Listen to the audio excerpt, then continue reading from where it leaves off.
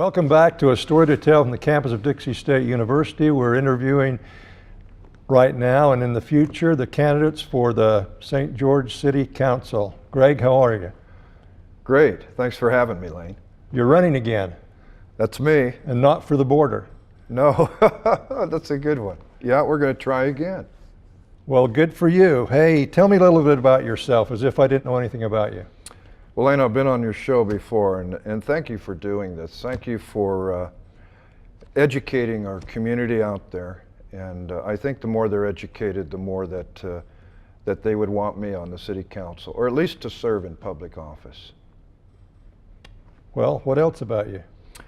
You know, if you haven't served on a board with me or been involved in community service, then maybe you don't know me. But I tell many that ask others about me. It's kind of a little better to find that way, kind of like when you have a good mechanic, you know, you tell him he did good work, he's honest, he has good ethics and principles. What's his name?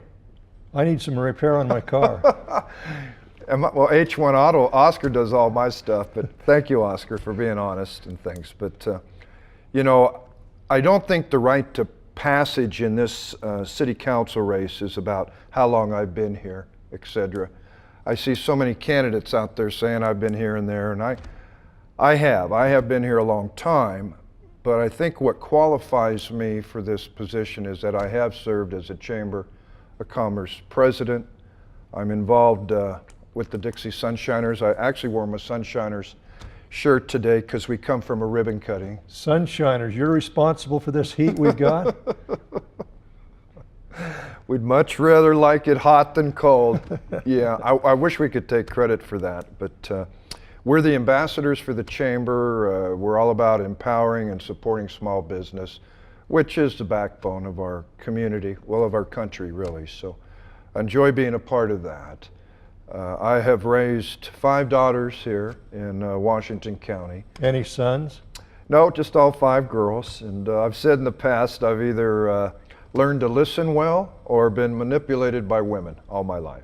So there's a third alternative. What is it, Lane? Shut up. I was told that women will speak 30,000 words a day, men 15,000 words a day. And that reason is they always have to repeat themselves. Huh? What? Women have to repeat themselves? The women have to repeat themselves. Because we're not listening? And that's what we need to do. We need to listen, and we've got a great dialogue going on my Facebook page, Greg Aldred. It's got a D, so it's A-L-D-R-E-D. Our whole community and citizens are kind of sharing with me about our future, what their concerns are, and I truly understand that. Well, tell me about your family, these 5 girls. Yes, yeah, I love that. They've blessed me with altogether 14 grandkids. My oldest daughter's a professor up at UVU over the theater program there. So when we talk about the arts and all that, I've kind of been pushed into that all my life, and I think the creativity there is wonderful.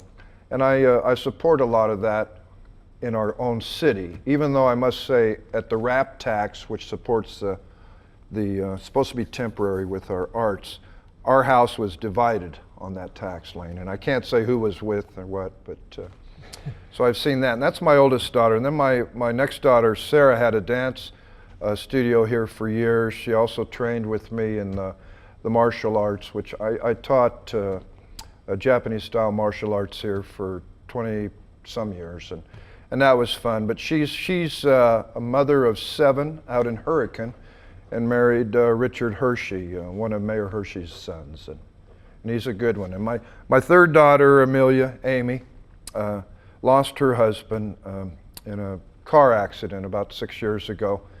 Left 2 great little grandsons here, but you know, we all come together as a family, and we help support those, and they're a lot of fun. I spent a lot of time with those guys. And then Gregan, which my daughter surprised me, named her after me, Gregan. We call her Greggy. She's got 2 beautiful kids, lives in Washington City. We just finished building her a home over there. And I should say I've got really good son-in-laws too there. Richie, he's a youth pastor, and so I welcome that. He's different in many ways, but he's really grounded in Christ, and I like that. He's a good son-in-law. We're going to go fishing this afternoon, so that'll be fun with him. And then my youngest, Rachel, lives up in Gunnison, Utah, which is just outside of Richfield, and she really likes the rural life. You know, they have the chickens, and she actually got a rural loan, and so I was fortunate to build her house a couple years ago and spend some time in that city. And so they're all independent. 4 out of the 5 of my daughters have degrees from Dixie State, and they're married and they're doing that wonderful life too of being a homemaker, which means you gals are working hard, but they all have an education too to fall back on and to help their family if they need. So they're pretty cool girls, yeah, but also different too, which kind of ties into the city council race. You know, if we all have the same people who just think the same, we only need one of us. And I think we need more of a diverse venue there and a little bit more transparency, so as our community grows, everybody's involved. And that's who I want to represent, all the people. What about the mother of those girls? Oh, my God. You kept me from getting in trouble, didn't you? Hi, Carol. Yeah, love you. Thank you for being their mother and for all that she does. And Lane, for putting up with me, you know, and keeping me healthy and just always putting me first. I'm so lucky and blessed. Thank you, honey. And thank you, Lane. I owe you one on that, but I kind of take her for granted, and I'd never want to, that's for sure. How did the two of you meet? Well, she was an aerobics instructor, and I was teaching martial arts, and we were both, you know, kind of into the physical end, and just saw her and took her bowling. And after I watched her pick up that 7-10 split, no, I'm just kidding. That was it. But we were friends first, and I think it makes a good relationship.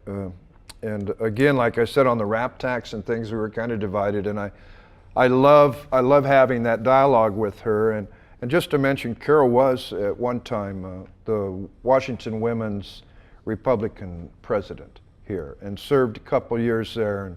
And I appreciate you doing that. That was probably really tough for her, because like most females that I know, can be opinionated. But it always brought a good dialogue and always better things to our community. Martial arts, how did you get involved in that? Lane, when I was 19, you know, I've always been an athlete, loved that, had done very well with that, and I'm humbled in some of the things I accomplished. But I was leaving a church, a friend of mine was called to a mission to Japan, and I was down in Las Vegas, and I was leaving his place on my scooter, which back then I had a big Harley and the chopper, and it was just that era in my life. And I got hit on my motorcycle. Busted me up pretty big. Broke my back in 4 places, few other bones. And I remember during the rehab and everything, I was real fortunate to find a system that could teach me strength and flexibility. And so by accident, later when that opportunity came, by me meeting my future sensei, that was a start. Because my mom always said, you have 5 boys in my family, you could scrap pretty good. Some people think they confuse martial arts with just being fighting and combative, but it was one of the best things happened to me. Kind of like dancing, isn't it? Absolutely, Lane. They call the forms in our system kata. So you do dance moves, you learn balance, foundation, and you learn a discipline. And I see many people come and try, and they leave early. And that's more dangerous than completing your shodan or your black belt, because you may go out there thinking you know enough technique to get your butt kicked, so to speak. So I've been fortunate with that, and I had a great sensei. It was kind of a love-hate. He learned in Japan when he was serving with the Air Force. And then I met him later in Vegas building a room addition on his home. And he invited me to the class. And the rest from there, I was humbled, learned to respect the art, and the philosophy. You know, we train to be the greatest fighters, so we never have to. And it's always an honor to fight a higher belt, so as you learn not only your katas and techniques, your kumite, which is the sparring, to actually make sure that your technique is workable in a self-defense and situation, and hopefully you never have to use it. But I have fought some great world champions. I've medaled many times. I've been a grand champion here way back in '84.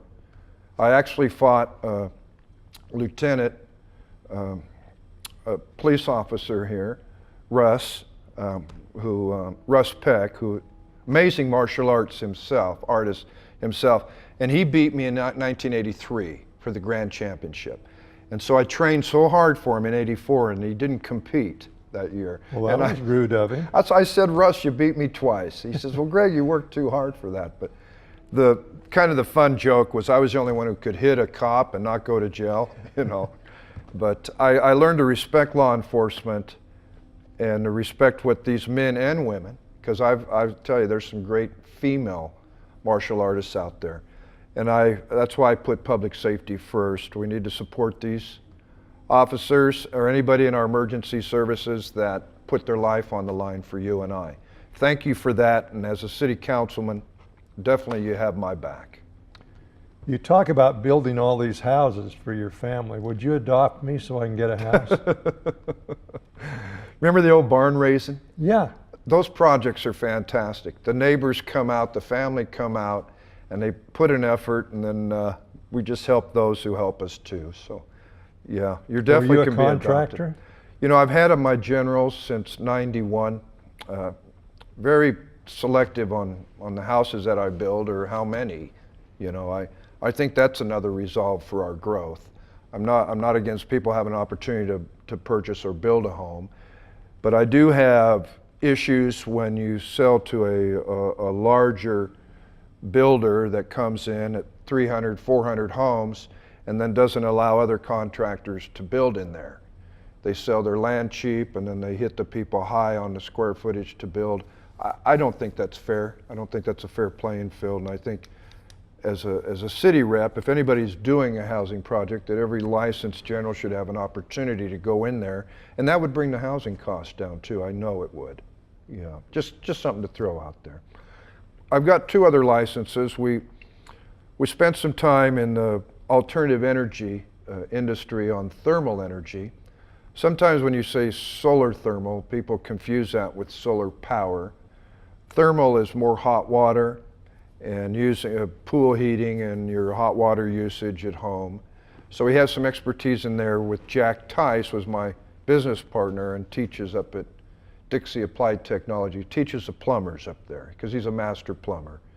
And then with me being a general and him being a master plumber, we started StarMax Solar and we did some projects there. But I'm more excited about the tech world, kind of our smart growth too as we are growing as a community. I have an interest in another company called ViperPay.com, and it's all merchant services and things. It's all online, and I partnered with a guy who came right from Dixie State here. He was got a master's degree here, and he's a tech guy, and I just love that. I love our youth. I love using the technology we have. So those are the 3 businesses which allows me the time to serve. I have great people I work with, not doing much building. I think we have enough of that right now. So the bottom line is you're not going to adopt me and you're not going to build me a home, huh? There's always an exception, you know. If someone out there wants a custom builder, you know, I would look at it, but man, do I have great relationships here though with other contractors, and that may be a good lead into with my infrastructure experience, which we really haven't talked about, Lane. Go ahead, talk about it. Well, prior to my general getting in '91, my brothers and dad and I, he had a road construction, which Jim Aldred and Sons, an engineer, and built a lot of the roads even here. And since I've been here, I've seen bluff freeway exit changed 3 times on all the difference of moving traffic around. Well, they're changing it now. They are. And we've got major changes, and I think what the people want to see is for us to get to point A to point B without a gridlock and all these others. But this last election on the ballot, we had Proposition 1. Explain that to us. That's where, and in my opinion, because we're using more economical cars, we had a shortfall because we're getting better gas mileage, so we're buying less fuel, so that's a less tax base. And Well, that's rude of them. isn't it? So now there's a shortfall, so now we got to hit you. You're doing your part, you know, and now we're going to, in my opinion, tax you, and to me that's like penalizing you because we're following their plan. And so they claim we have to have this or our roads are just going to go to pot and we're just going to have issues. Well, scare tactics don't work for us. We have to find solutions, Lane. And we have these northern contractors coming down, doing slurry sills and different elements of resurfacing the roads so we can keep them good for the future. And I really, really need somebody here locally. Is there someone here locally that could do it? I know at least 6. 2 of them are brothers, so I wouldn't, I definitely stay away from it. But I know at least 6 that have capabilities of getting a slurry truck, which is kind of an overlay with the sand, not those pebbles and chip and seal or the actual overlay, which though there's 3 different expenses there. But could you imagine going into business and knowing that you have an unlimited contract if you can keep those costs within a percentage? Let's say cost plus 10%.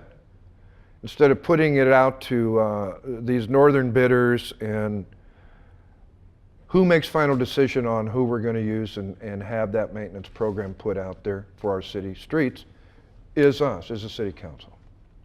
Do they really make the decisions?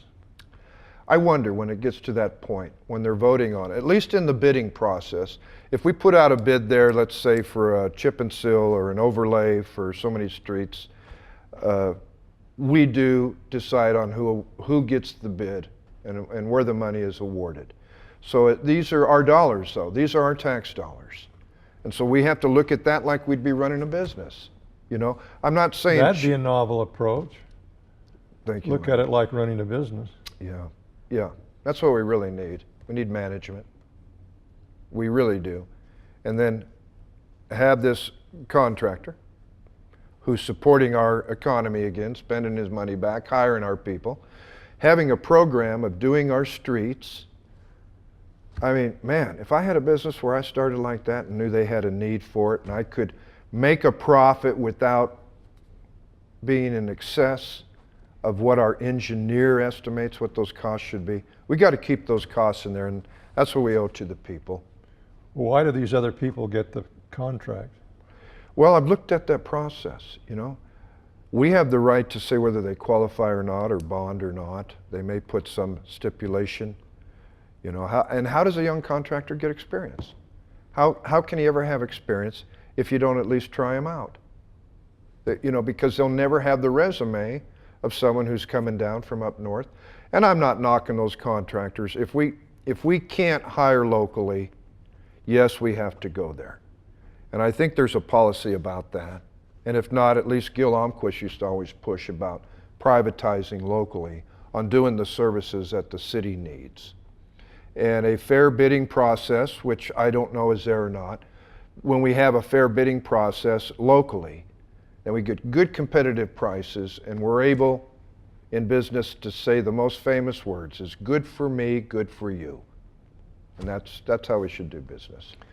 There was something on Facebook the other day about some of this chip and seal stuff, and someone complaining about how bad it was and it cracked his windshield or something, and yeah, he was blaming the head honcho over there for having a cousin or something that did the work. I'm sure that's not what happened. Yeah. Chip and seal's probably not the most, we did a lot of that in the county roads when I worked in the 80s with that. It's not a high run, but you'll see a lot of the speed limits, so don't go over 25. In the process, they lay an oil and then the chip, and then they sweep, and then they do a finish oil.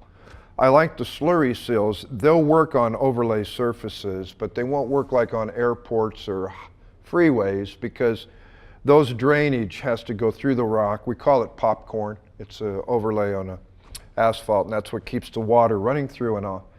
But on resurfaces, your Slurry Sill's probably your best. But I'm sorry he got his windshield cracked. Usually that's somebody passing or not following the. Well, I the think it was a 25. car in front of him threw Oh, something up. Just back off. I hate to tell him, a little too late, but especially in that. And let's face it, the asphalt business is a messy business, and for them to try to keep the oil out of the curb and gutters and get everybody to cooperate and move the vehicles, it takes a community effort too. So we get the community on board, save us some tax dollars there, create local jobs, support our economy. I just hope I get a chance to serve, maybe implement some of these ideas. You mentioned public safety. What do we need to do there? Well, that's a community effort too. I have been through the Citizens Academy, Lane. I don't know if you have, and I encourage others. This is where they take private citizens. We sign up, we get to go through all the law enforcement agencies, from the SWAT team to the bomb squad, regular everyday, the call center, the 911.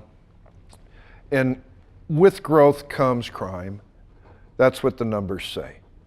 But years ago, my mother started the block home in Vegas, which is like a neighborhood watch. And what that did is allow a child in any house that had a sign that said block home, and that child could go into that house in an area of safety. I'd like to see a block home program here so our children know if they're in a situation of danger. And hopefully that wouldn't happen. But as our community grows, we have to keep a better eye on that. And so what I'm saying through public safety is we need to support law officers, men and women, as much as we can, have their back, be a community that knows we support them, because they have such a well, if any of them misbehave or they're under a magnifying glass, so to speak, our chief of police and some of the others really police that well. They police themselves well. We're asking for an outstanding citizen to become a law enforcement, know the law, try to balance that. I could only imagine on a domestic disturbance what an officer has to go through. So we need to have their back. If you find them in trouble, be there and support them in anything they need to keep them safe so they can protect us. Our neighborhood watch programs, fantastic. If it smells like poop, it probably is. And if you see something there that's out of the norm in our neighborhoods, and we're going to have a relationship with law enforcement. They're great. They're approachable.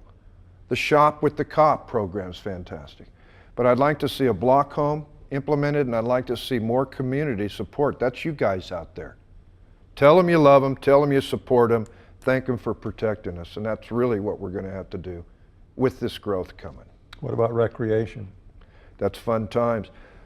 I have heard some people thinking that the city shouldn't be in the rec business. I love the pickleball courts. I love the recreational things that we have.